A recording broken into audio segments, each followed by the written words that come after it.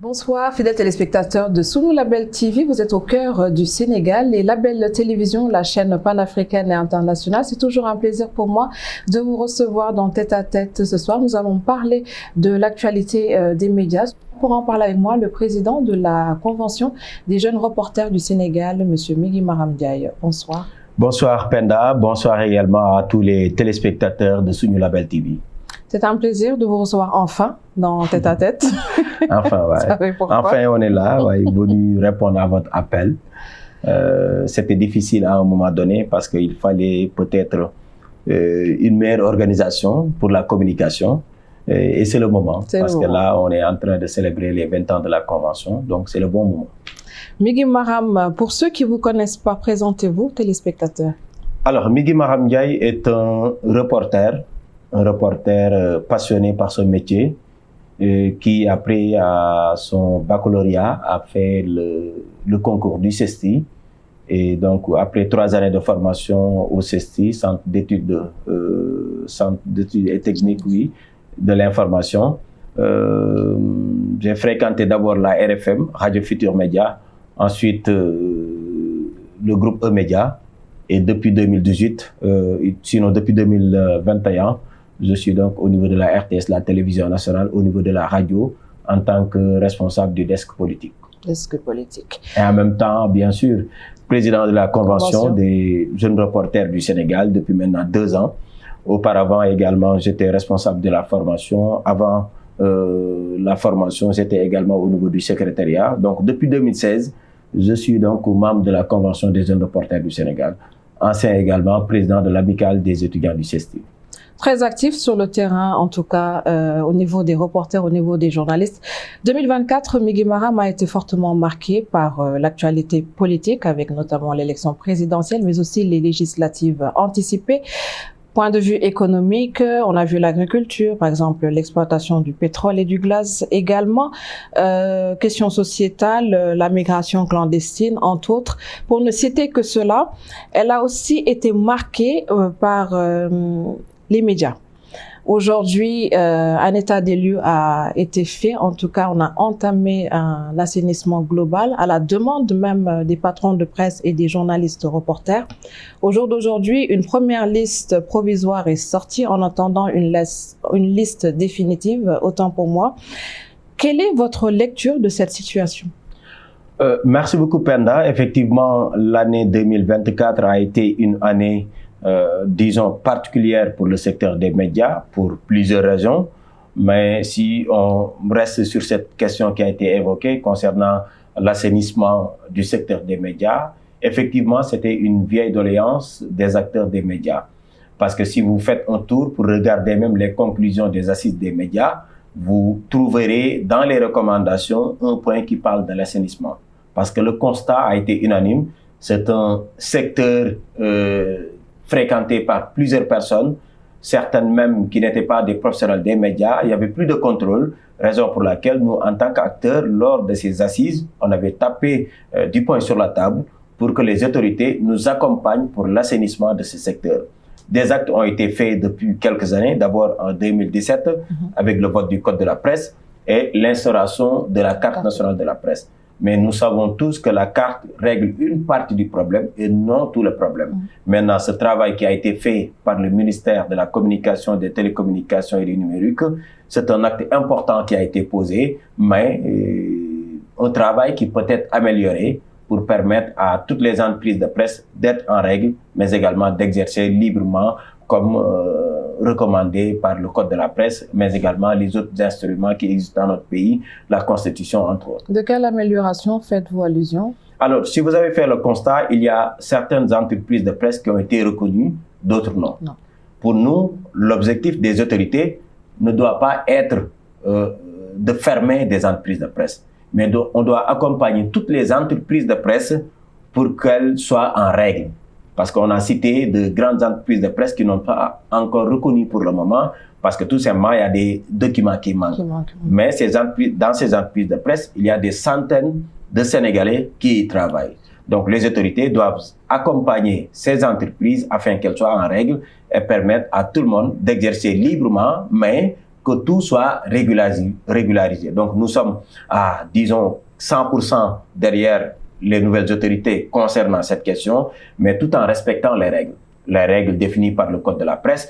Ce que nous avons également souligné, c'est que la commission qui a été mise en place pouvait être beaucoup plus inclusive, avec la présence des reporters, la présence du patronat, la présence du syndicat. Ça pourrait, ou bien ça allait même permettre à l'autorité de faire un travail beaucoup plus transparent. Et tout le monde sera d'accord sur les résultats qui seront publiés une fois donc le travail terminé. Malheureusement, les autorités ont pris une autre option. Il y a le CORED à l'intérieur. On salue cette décision. Il y a le CNRA, mais nous pensons que elle pouvait... Également le ministère du Travail. Effectivement, oui, elle pouvait mieux faire parce que les travailleurs ne sont pas représentés. Les travailleurs, c'est le syndicat, ou bien même les reporters, la convention, ou bien même le patronat, parce qu'ils sont concernés également par la question. Par rapport à ça, par rapport au patronat, on a vu avant le départ de l'ancien chef d'État Macky Sall, un groupe de patrons de presse était parti lui remettre des conclusions des assises nationales. Est-ce que c'était les personnes désignées à cet instant-là pour le faire? Et qu'attendons-nous aujourd'hui pour remettre ces conclusions au chef de l'État, son Excellence Bassirou Diomaye? Alors, peut-être une petite précision. La rencontre entre Macky Sall et le patronat, pas une partie du patronat, mais le patronat, le CEDEPS. Ils étaient tous... Oui, j'ai dit que le CEDEPS, c'était pas pour remettre au président de la République les conclusions des assises. Parce que le patronat ne représente pas toutes les organisations de la presse. Nous avons une coordination dénommée la CAP, la coordination des associations de presse. Et depuis lors, on était en train de travailler sur les conclusions des assises. D'ailleurs, lors de cette audience entre le président de la République et le patronat, les conclusions n'étaient pas encore disponibles. Donc, c'était le patronat qui avait peut-être des difficultés, qui avait sollicité le président de la République pour une rencontre, pour une audience, et on a vu les résultats, c'est concernant les impôts. Il y a une décision qui a été prise par l'ancien président de Macky Sall, et le président actuel, Bassirou Diomaye Diakhar Faye, avait averti même au lendemain de cette décision. Il était en pleine campagne électorale, mais il avait dit qu'il n'est pas du tout d'accord par rapport à cette manière de faire. Tout à fait. Donc ça, on a vu les conséquences. D'ailleurs, toutes les difficultés que rencontrent actuellement certaines entreprises de presse, c'est à cause de cette décision qui a été prise par le président d'alors Macky Sall. Parce que ces patrons de presse n'avaient pas pris en compte cet aspect-là. C'est-à-dire que les nouvelles autorités allaient revenir sur cette décision et bienvenue les conséquences. Alors, vous avez parlé tout à l'heure des conclusions des assises. Ouais. On avance à grands pas. On a fini le travail. Parce que l'équipe conduite par notre doyen Matar Sylla a présenté même les conclusions au ministère des télécommunications, du numérique et de la communication.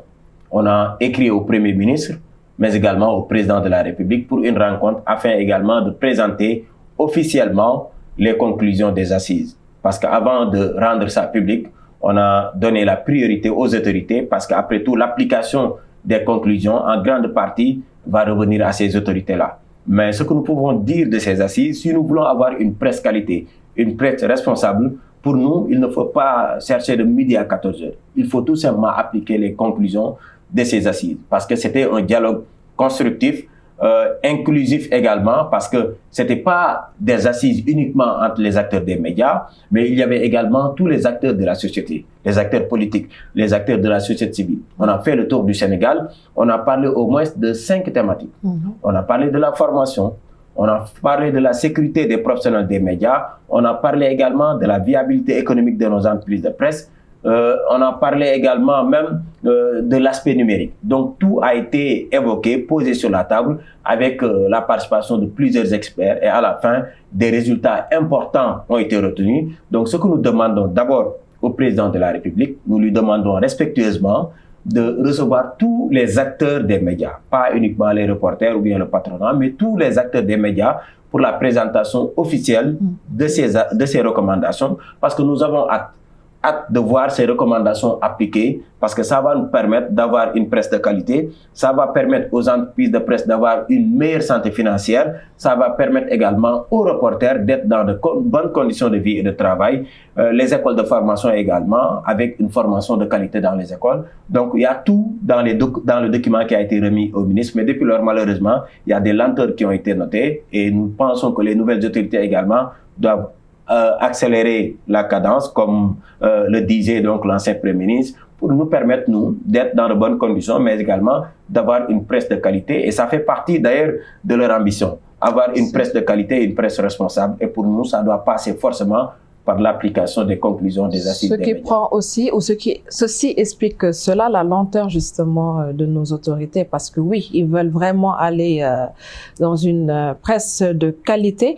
Est-ce qu'on pouvait aussi s'attendre à des assises tout simplement des médias, comme on en a tenu pour la justice pour eux? Est-ce que c'est nécessaire 2-3 jours où vraiment là, vous aurez tous les acteurs? Oui, est-ce que c'est nécessaire de tenir encore de nouvelles assises? Parce que nous l'avons tenu il y a même pas un an. Avec tous ces acteurs-là? Avec tous les acteurs qui ont été conviés, les acteurs politiques, les acteurs de la société civile. Mais cette fois-ci avec la présence du chef de l'État? Oui, pourquoi pas? S'il y a une possibilité d'avoir le président de la République pour remettre sur la table toutes ces questions qui ont été évoquées, avoir le point de vue des nouvelles autorités. Oui, nous sommes preneurs. Nous sommes preneurs. L'essentiel pour nous, c'est à la fin d'avoir une presse de qualité. Parce que dans les recommandations, vous allez voir, il y a par exemple la révision du Code de la presse. Le Code de la presse a été voté en 2017. Caduc. Oui, il y a beaucoup d'éléments qui sont caducs. Parce que quand on a pris beaucoup de temps pour discuter sur certains points, est-ce qu'on va voter, est-ce qu'on ne va pas voter.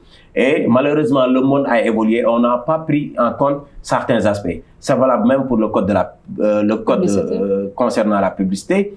On a pris trop de temps, raison pour laquelle même la dernière rencontre, il n'y a pas eu les effets escomptés. Il doit y avoir une autre rencontre pour en parler. Le CNRA également, qui doit devenir la ARCA, effectivement. Donc, toutes ces questions-là, qui doivent être posées sur la table et les autorités doivent apporter également leur contribution. Donc c'est un appel solennel que nous lançons au président de la République, le premier des Sénégalais, à son premier ministre et au ministre également de la communication. Rappeler également aux autorités que nous sommes des Sénégalais comme les autres. Donc nous sommes des citoyens et nous devons être pris en compte dans les programmes de l'État du Sénégal, inscrire également dans les priorités.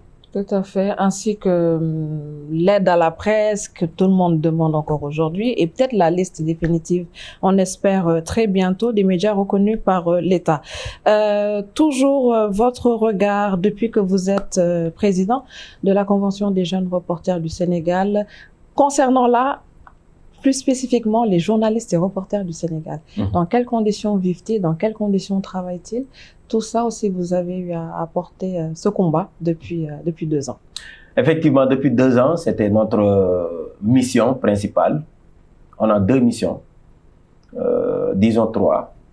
La formation continue des professionnels des médias. Quand on parle des professionnels des médias, on pense aux reporters. On pense également aux caméramans et aux techniciens. Ça, c'est la formation initiale, ce qui se fait à l'école. C'est pourquoi nous octroyons, depuis la création de cette structure, il y a 20 ans, des bourses de formation. L'autre aspect, c'est la formation continue. On est beaucoup plus actifs même sur ce volet-là. Parce qu'on organise des ateliers de renforcement de capacité depuis 20 ans pour mieux outiller les reporters. Parce que le monde évolue. Et nous pensons que nous, en tant que professionnels, nous devons évoluer avec. Parce qu'à l'école, certainement, il y a des thèmes qui ne sont pas enseignés à l'école. Mais actuellement, quand le monde évolue, pour nous, il est nécessaire de renforcer la capacité des reporters. Et c'est ce que nous faisons depuis 20 ans. L'autre aspect, vous l'avez évoqué, c'est l'amélioration des conditions de vie des reporters. Depuis notre création, on avait beaucoup misé sur la formation. Rarement, on a évoqué peut-être les conditions de vie et de travail, mais ça faisait partie des raisons d'être de cette structure-là. Ces dernières années, c'est parce que la situation s'est détériorée. Juste pour rappel, Migui Maram, vous êtes combien au sein de la Convention? Vous comptez combien de reporters? Alors, pour la Convention, on est plus de 1000 membres. Parce que tous les reporters qui sont à Dakar, presque sont membres de la Convention. Ceux qui ont 35 ans, moins de 35 ans. À l'intérieur du pays, il n'y a pas de limite. Parce qu'auparavant, ce sont les enseignants qui étaient des correspondants. Et c'est eux qui avaient le plus besoin de la formation. raison pour laquelle il n'y avait pas de limite à l'intérieur du pays. Et jusqu'à présent, c'est cette mesure-là qui existe. Donc ces 1000 bénéficient de nos programmes de formation, mais vivent dans des conditions très difficiles. Nous avons mené une étude qui a été entamée il y a, disons, 1 an, et les résultats ont été présentés le 1er mai dernier, qui montrent que la plupart des reporters n'ont pas de contrat de travail. Et ceux qui ont des contrats de travail même peinent ou bien rencontrent d'énormes difficultés, non seulement pour percevoir leur salaire à temps, d'autres ont également des arriérés, et quand ils tombent malades également, il n'y a pas une possibilité d'être pris en charge par l'entreprise. On ne verse pas également pour eux, pour les cotisations au niveau de l'IPRES, entre autres. Autrement dit, vous pouvez pratiquer ce métier pendant 60 ans, et une fois à la retraite, vous allez vous retrouver avec 0 francs. Pas de maison, ni rien. Pour nous, c'était inacceptable. C'était inacceptable. C'est pourquoi on a porté le combat. On a porté le combat jusqu'au palais de la République. On a été reçu par le président de la République. On en profite d'ailleurs pour lui dire merci, parce que c'était la 2e fois dans l'histoire de la Convention que des reporters soient reçus par un président de la République. Abdoulaye Wade l'avait fait avec les fondateurs de la Convention. Ensuite, c'est Bassirou Diomaye Diakhar Faye qui l'a matérialisé. L'ancien président également nous a longtemps accompagnés, mais on n'avait pas malheureusement l'opportunité d'avoir une rencontre avec lui. Et pendant presque 2 heures de temps, nous avons échangé avec le président de la République, Bassirou Diomaye Diakhar Faye, sur les questions qui concernent la presse de manière globale. Pas seulement des reporters. On a parlé de la presse. Comment faire pour accompagner le patronat. Et trouver un modèle socio-économique viable et durable. Le président a évoqué tous ces problèmes avec nous. C'est ça, en fait, le principal souci de nos entreprises de presse. Nous avons parlé de la situation des reporters qui vivent dans une précarité, qui sont, disons, ils vivent dans des situations très difficiles, en résumé. Parce que, comme nous l'avons dit tout à l'heure, il n'y a pas de salaire à la fin du mois. La plupart des reporters ne sont pas des salariés. Ils n'ont pas de contrat. Ils sont exploités au quotidien. Et personne ne dit rien. Nous sommes tous responsables. Parce qu'on ferme les yeux, on sait ce qui se passe dans toutes les entreprises de presse, privées comme publiques. Il y a de l'exploitation partout. Nous, on a tapé du poing sur la table. Un premier acte a été posé avec cette rencontre avec le président, d'abord avec l'étude, ensuite la rencontre avec le président de la République. Et même ce rapport a été exploité lors des assises. On vous a dit qu'il y avait une commission qui parlait sur les conditions de travail. C'est le rapport de la Convention qui a été utilisé avec la participation du patronat et tout le monde. Donc pour nous, la finalité, c'est de voir les reporters être dans de bonnes conditions de travail. Il y va pour l'avenir de ce métier. Si les reporters ne sont pas dans de bonnes conditions, alors le Djubal-Djubanti prôné par les nouvelles autorités ne pourrait pas se réaliser. Parce qu'il y aura la corruption, il y a entre autres, quand vous êtes dans une situation de précarité, vous êtes exposé. C'est pourquoi nous demandons aux autorités également de nous accompagner. D'abord, en permettant aux entreprises de presse d'avoir une meilleure santé financière, avec une fiscalité qui est adaptée au secteur des médias, parce qu'on ne cesse de le dire, on ne peut pas, par exemple, demander aux entreprises de presse de payer... S'ils n'ont pas d'entrée. S'ils n'ont pas... Non, le paiement est obligatoire. Mais de ne pas faire un travail de comparaison entre nous, par exemple, et les autres entreprises de presse. C'est une entreprise spéciale, la presse. Donc, elles doivent être accompagnées, ces entreprises, par les nouvelles autorités, avec une fiscalité adaptée. Parce que nous devons tous payer les impôts. Nous, nous les travailleurs, on paye. Oui. Malheureusement, le constat a été là, on ne versait pas pour nous. Ça également, c'est inacceptable. Quand il y a des problèmes, il faut poser ça sur la table et régler ça définitivement. Maintenant, l'État a l'obligation d'accompagner les entreprises de presse à travers cette fiscalité adaptée. Tout à l'heure, vous avez parlé également du fonds d'appui avec un contrôle beaucoup plus strict. Parce que ce fonds-là doit permettre même à des entreprises de presse de faire des prêts, de pouvoir surmonter des obstacles. Malheureusement, ces dernières années, c'était très compliqué, ce n'était pas le cas. Une évaluation, il y a un audit même qui a été demandé par les nouvelles autorités. Nous, en tant que convention, on a reçu à 2 reprises. On a été convoqués pour voir est-ce que réellement on a reçu de l'argent de ce fonds-là. Comment nous l'avons utilisé? Nous avons justifié ça devant des inspecteurs, les inspecteurs généraux d'État. Donc, l'inspection à temps pour moi générale d'État, nous l'avons fait. Donc, ça veut dire qu'il y a un travail qui est en train d'être fait pour permettre aux entreprises de presse de bénéficier de ce fonds-là mais également ce travail qui a été mené par le ministre va nous permettre au moins, ou bien va permettre à toutes les entreprises de presse, peut-être d'avoir même une meilleure santé financière. Parce qu'auparavant, il y avait beaucoup d'entreprises de presse qui ont été créées uniquement pour bénéficier de ce fonds. Ça, tout le monde le sait. Ce n'est pas un secret de polichinelle. Tout le monde sait qu'il y a des entreprises qui ont été créées uniquement pour recevoir ce fonds. Après le fonds, ces entreprises n'existent pas.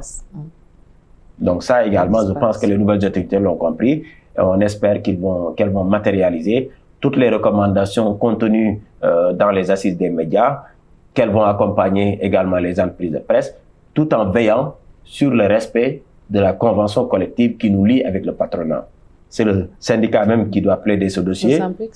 Oui, le Synpics avait signé une nouvelle convention collective avec les nouvelles autorités, avec le patronat. Donc l'État doit nous accompagner à travers le ministère du Travail à ce que cette convention collective soit appliquée.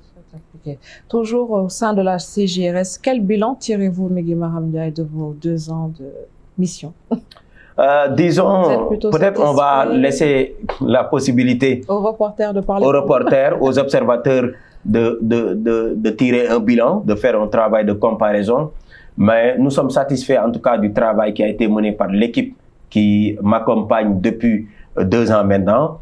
Nous avons réussi à permettre à cette association-là d'être une association crédible, d'exister, parce que quand on vous dit que c'est la seule structure médiatique qui a été reçue par le président de la République, ça montre qu'un travail a été fait. Nous avons mis en ligne notre site d'information. Maintenant, c'est possible d'avoir toutes les informations concernant les activités de la Convention. Et ça, c'était le premier acte qui a été posé. Il y a l'étude également qui a été publiée. Il y a également des initiatives comme le bulletin des reporters. Le Sénégal a connu des moments très difficiles. Et nous, comme contribution, c'était de lutter contre la désinformation à travers le bulletin des reporters.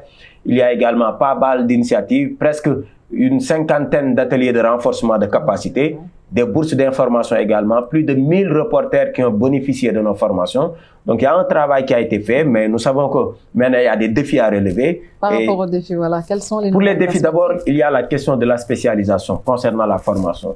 Parce que maintenant, pour nous, il est bon et intéressant pour les reporters d'être des spécialistes sur des questions bien définies. C'est pourquoi même on est... Ça manque beaucoup dans l'univers aujourd'hui médiatique. On n'a pas de spécialistes sur des questions économiques, sur des questions politiques, entre autres. Pas plus tard que ce matin, on était en contact avec le ministère des Finances dans le cadre donc, du gala et on est en train de travailler sur une convention. C'est pour encadrer un groupe de professionnels des médias qui seront des spécialistes, par exemple, sur les questions économiques. Parce qu'au quotidien, on reçoit des communiqués du ministère des Finances, bien de notre secteur. Mais nous, en tant que professionnels des médias, on se limite tout simplement à exploiter le document comme tel. Parce qu'on n'avait pas peut-être d'autres ingrédients pour en parler. Mais à travers la spécialisation, ça va nous permettre maintenant d'être mieux outillés. Par exemple, on doit être reçu par le président de l'Assemblée nationale. Par exemple, sur les questions concernant le Parlement, on aura des professionnels des médias qui sont spécialisés au Parlement. Parce que lui, il veut mettre en place une télévision parlementaire. On en profite d'ailleurs pour lui demander d'accorder une place importante aux reporters au sein donc de cette télévision parlementaire. Des reporters qui seront spécialisés. Cette année, pour le prix, par exemple, pour le gala, on a initié le prix Mamles Camara. C'est pousser maintenant les reporters à être des journalistes d'investigation. Parce que nous savons que c'est le parent pauvre dans nos rédactions. Qui seront protégés plus tard par la loi sur... Oui, il y a 2 lois. D'abord, l'accès à l'information. Il y a l'autre loi également qui sera votée pour la protection des lanceurs d'alerte. Nous avons dit au président de la République, avant de voter une loi sur la protection des lanceurs d'alerte, il faut voter la loi sur l'accès à l'information. Parce que c'est une loi qui existe depuis. Et notre préoccupation a été prise en compte. Parce qu'au lendemain de notre audience, cette loi figure depuis lors sur la liste des priorités du gouvernement. Maintenant, on parle de 4 lois. Lors de son dernier discours, il l'a dit. Loi sur l'accès à l'information, la protection des lanceurs d'alerte, l'OFNAC et concernant la déclaration de patrimoine. Donc, nous avons dit au président que nous sommes les premiers lanceurs d'alerte. Donc, nous sommes les premiers lanceurs d'alerte. Parce qu'au quotidien, nous avons des informations qui méritent d'être rendues publiques, mais malheureusement, on n'avait pas beaucoup de protection. Maintenant, avant le vote de la loi sur l'accès à l'information, nous demandons aux nouvelles autorités de remettre le document final, avant de présenter ce document aux députés de nous remettre le document. Parce que nous devons voir si nos préoccupations sont prises en compte ou pas. Ça ne sert à rien de voter une loi, parce que tout simplement nous avons une loi, alors que les professionnels des médias ne peuvent pas malheureusement exercer. Même si ce n'est pas une loi uniquement pour les professionnels des médias, c'est pour tous les citoyens. Mais concernant le volet des médias, on veut avoir, donner notre contribution d'abord avant le vote de la loi. Maintenant, pour les perspectives, vous l'avez dit, c'est de continuer également le travail qui a été mené concernant la formation continue et la formation initiale, le respect de la convention collective, parce que tant que les reporters ne sont pas dans de bonnes conditions, il nous sera difficile d'avancer sur le volet formation. Donc ça, c'est devenu une priorité pour la convention. Ça également, ce sont un travail qui sera fait, mais on est confiant, on sait qu'il y a une équipe dynamique qui est là.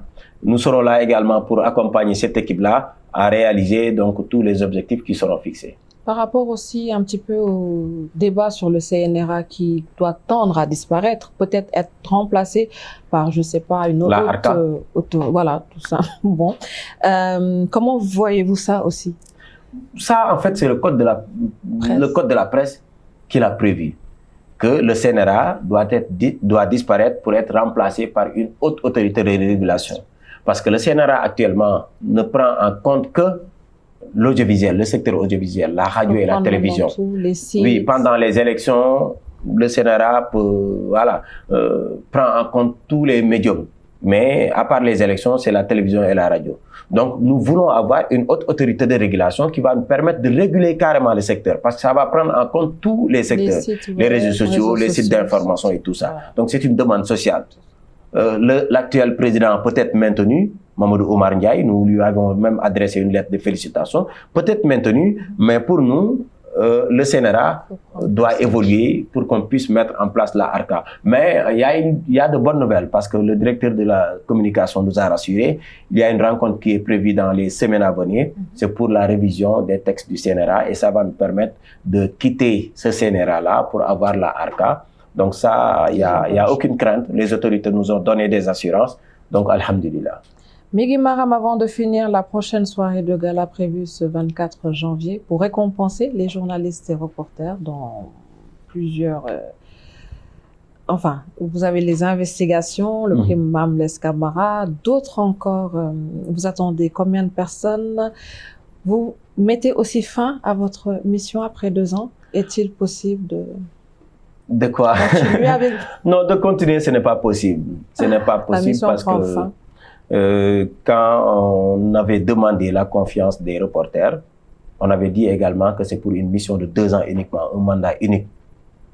Ensuite, nous allons passer le flambeau à quelqu'un d'autre. Et nous comptons respecter notre parole. Là même, on est dans l'illégalité parce que c'était le 7 janvier 2023, 7 janvier 2025. Mais on a voulu tenir le gala, ensuite, quelques semaines après, tenir l'Assemblée générale. Alors, le gala doit marquer peut-être la dernière activité, sinon la plus grande activité, parce que c'est un événement unique au Sénégal.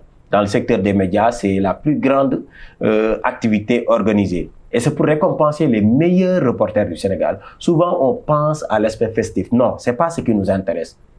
C'est un moment pour récompenser les meilleurs d'entre nous. Nous avons organisé un concours et cette année, on a battu un record de participation. 170 dossiers de candidature ont été recensés. Prix télévision, prix radio, presse écrite, presse en ligne, photojournalisme, prix étudiant et l'innovation, vous l'avez dit, c'est le prix d'investigation Mame Less Camara. Il y a 170 donc, candidatures qui ont été recensées. 24 reporters seront primés. Donc pour chaque prix, il y a 3 lauréats qui seront primés. Et on est en train de travailler parce que l'objectif, c'est de renforcer ces prix-là. Ces dernières années, au départ, c'était un trophée uniquement. Ensuite, des tablettes, maintenant des ordinateurs simples. Depuis quelques années, nous, on donne des MacBooks. Mais cette année, on veut renforcer les prix. Un terrain, on est en train de travailler pour mettre à la disposition des vainqueurs, si possible de tous les vainqueurs, des terrains, on est en train de travailler là-dessus. Une voiture, pourquoi pas. En tout cas, c'est un événement qui va rassembler 700 personnes. Il y a plusieurs partenaires qui nous accompagnent, mais le premier partenaire, c'est le patronat.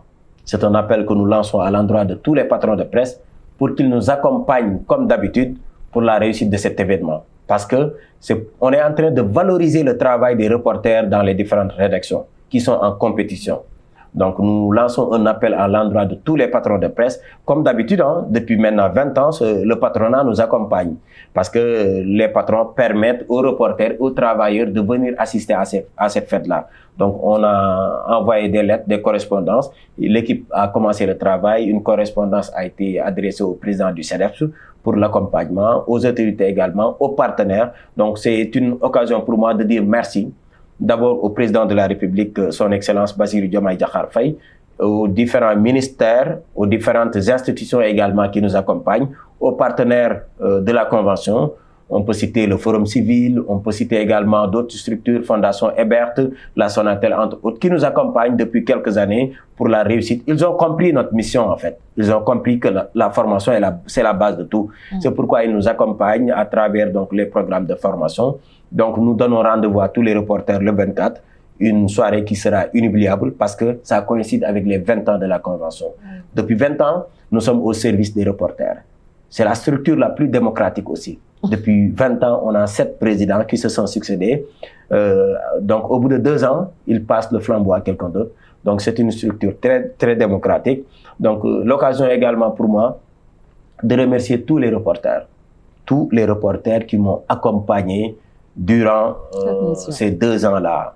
Je comprends également leurs préoccupations. Certains même me demandent de rester. Mais bon, comme nous l'avons dit, il faut savoir partir à temps. Nous avons rempli notre mission. Les autres qui étaient avec moi, ceux qui n'ont pas encore même la possibilité de fréquenter la Convention, auront ou bien seront en mesure de continuer le travail parce que nous serons là pour les accompagner pour la réussite de tous les objectifs qui ont été fixés. Votre mot de la fin, Migui Maram, avant de nous quitter? D'abord, vous féliciter, Suñu Label également, Suñu Label qui est en train de faire un excellent travail depuis son arrivée au Sénégal. On est en train de suivre. Féliciter donc le propriétaire, Matar Sylla, qui est un doyen très respecté. C'est pas pour rien qu'il a été désigné président du comité scientifique des assises des médias. Donc, nous lui adressons nos sincères félicitations. Nous savons également que c'est quelqu'un qui était en règle avec la loi, qui paye ses impôts. Donc, on applaudit. Les conditions de travail également, on espère qu'il fera des efforts pour mettre tous les travailleurs dans de bonnes conditions. On a bon espoir parce qu'il a fait ses preuves au Sénégal d'abord avec la RTS, ailleurs également. Remercier, comme nous l'avons dit tout à l'heure, tous les partenaires de la Convention, en première ligne, les reporters. Merci à toute l'équipe également qui m'a accompagné, le bureau, le comité directeur, les correspondants. Nous plaidons également pour l'amélioration des conditions de vie des correspondants qui sont souvent oubliés. Est-ce que tu sais qu'au Sénégal, les correspondants qui travaillent dans les radios et télévisions, quand vous envoyez un papier, c'est 1000 francs CFA le Wolof, 1000 francs CFA le français, 2000 francs. Ils vivent dans des conditions très difficiles. Donc ces conditions doivent être améliorées. Inch'Allah. Merci beaucoup. Merci beaucoup, Penda. Ça a été un plaisir également de passer vous voir. Voilà, nous n'avons pas regretté. Ça a pris du temps, mais c'était une belle rencontre. Finalement, ça s'est fait. Merci à vous et merci à vous qui nous avez suivis. Je vous donne rendez-vous très très vite avec un prochain invité. Au revoir.